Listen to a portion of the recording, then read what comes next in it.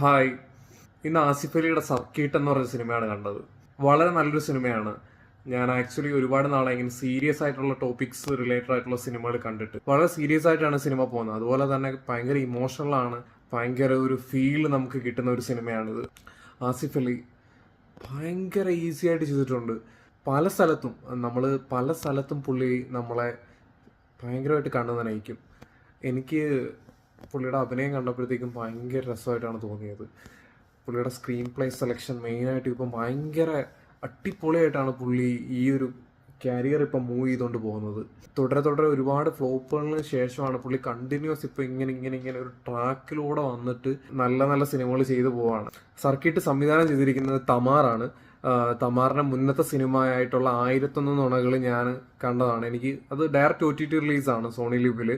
ഞാൻ ആ സമയത്ത് കണ്ടതാണ്. എനിക്ക് നന്നായിട്ട് ഇഷ്ടപ്പെട്ട ഒരു സിനിമയാണ്. ഈ തമാറിന് പ്രത്യേകിച്ച് ഒരു അറ്റ്മോസ്ഫിയർ ഉണ്ട്. പുള്ളിയുടെ ഒരു സിനിമകളിനകത്തുള്ള ഒരു സ്റ്റൈലുണ്ട്, ഒരു ആംബിയൻസ് ഒക്കെ ക്രിയേറ്റ് ചെയ്തിട്ട് ആ ഒരു പാറ്റേണിൽ തന്നെ, അതായത് 1001 നുണകൾ ചെയ്തേക്കുന്ന ആ ഒരു പാറ്റേണിൽ തന്നെയാണ് പുള്ളി ഇതും ചെയ്തിരിക്കുന്നത്. പക്ഷെ സിനിമ എൻ്റയർലി ഡിഫറൻ്റ് ആണ്. കണ്ടന്റ് വൈസ് ഭയങ്കര എൻ്റയർലി ഡിഫറൻ്റ് ആയിട്ടുള്ള സിനിമയാണിത്.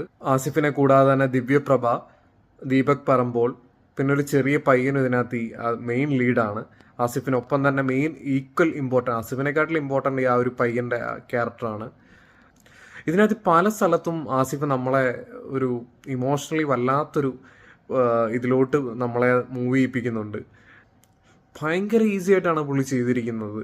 എനിക്ക് എന്തോ സിനിമ തിയേറ്ററിൽ കണ്ടുകൊണ്ട് ഭയങ്കര ഒരു കണക്ടിവിറ്റി എനിക്ക് കിട്ടിയിട്ടുണ്ട്. സിനിമയുടെ ഒരു കഥ തന്തു ഞാൻ എന്തായാലും പറയുന്നില്ല. അത് പറഞ്ഞു കഴിഞ്ഞാൽ നമ്മൾ തിയേറ്ററിൽ പോയി കണ്ടു കഴിയുമ്പോൾ ഒരു ഫീൽ കിട്ടത്തില്ല. എന്തായാലും ചെറിയൊരു സിനിമയാണ്, നല്ല രീതിക്ക് എടുത്തിട്ടുണ്ട്. എനിക്കൊന്ന് റാസൽ ഖൈമയിലാണെന്ന് തോന്നുന്നു ഇവർ ഷൂട്ട് ചെയ്തേക്കുന്നത്. ഫുള്ള് ഷൂട്ട് ചെയ്തേക്കുന്ന ആ ഒരു പ്ലേസിലാണ്. ആ ഒരു പ്ലേസിലും പിന്നെ അതിൻ്റെ അടുത്തായിട്ടുള്ള ഇടത്തുമാണ് ഇത് ഷൂട്ട് ചെയ്തേക്കുന്നത്. നന്നായിട്ട് തന്നെ എടുത്തിട്ടുണ്ട്. പിന്നെ ഇതിൻ്റെ എഡിറ്റിങ്, അതുപോലെ തന്നെ മ്യൂസിക്, ഇത് രണ്ടും ഈസിയായിട്ട് ഹാൻഡിൽ ചെയ്തിട്ടുണ്ട് ഗോവിന്ദ് വസന്ത. എഡിറ്റ് ചെയ്തിട്ടുള്ളത് സംഗീത് പ്രതാപാണ്. ആസിഫ് അലിയും ഫീൽ ഗുഡ് സിനിമകളും പ്രത്യേകിച്ചൊരു വല്ലാത്തൊരു ഫീലാണ്. പ്രത്യേകിച്ച് ഇമോഷണൽ സീൻസിലൊക്കെ ആസിഫ് അലി ചെയ്യുന്ന കുറേ ഐറ്റംസ് ഉണ്ട്. പുള്ളിയുടെ ഫേസിൽ നിന്ന് വരുന്ന കുറേ എക്സ്പ്രഷനും അതുപോലെ തന്നെ കണ്ണിൽ നിന്ന് വെള്ളം വരുന്നതൊക്കെ ഭയങ്കര രസമായിട്ടാണ് പുള്ളി ചെയ്യുന്നത്. നമുക്ക് ഭയങ്കര ഫീലായി പോവും തിയേറ്ററിൽ ഇരുന്ന് കാണുമ്പോൾ.